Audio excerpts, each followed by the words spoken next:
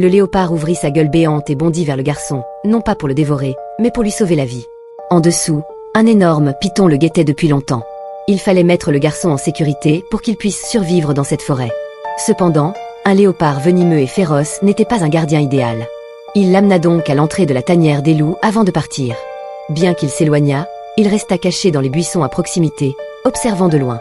Soudain, une tête surgit de la tanière. C'était un louveteau, le premier à remarquer l'enfant couvert de sang. Il le regarda avec inquiétude. Mais ses frères et sœurs n'étaient pas aussi bienveillants et adoptèrent une posture menaçante. Attirés par l'odeur du sang, les parents loups arrivèrent rapidement.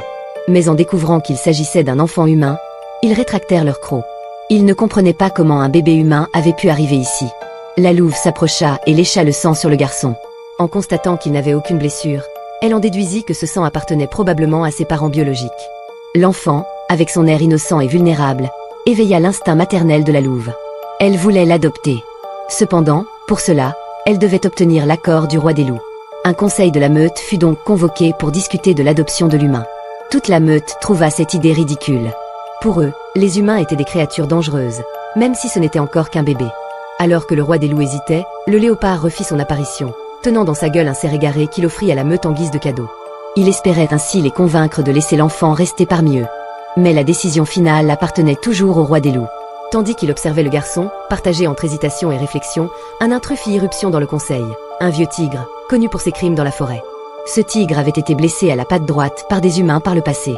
C'est à cause de cette blessure qu'il avait perdu son statut de prédateur suprême, permettant au roi des loups de devenir le souverain de la forêt. Depuis, le tigre vouait une haine féroce envers les humains et le roi des loups. Avec arrogance, il provoqua la meute, espérant semer le chaos. Face à cette provocation, le roi des loups ne pouvait plus rester passif. Il prit une décision ferme. L'enfant serait officiellement adopté par la meute.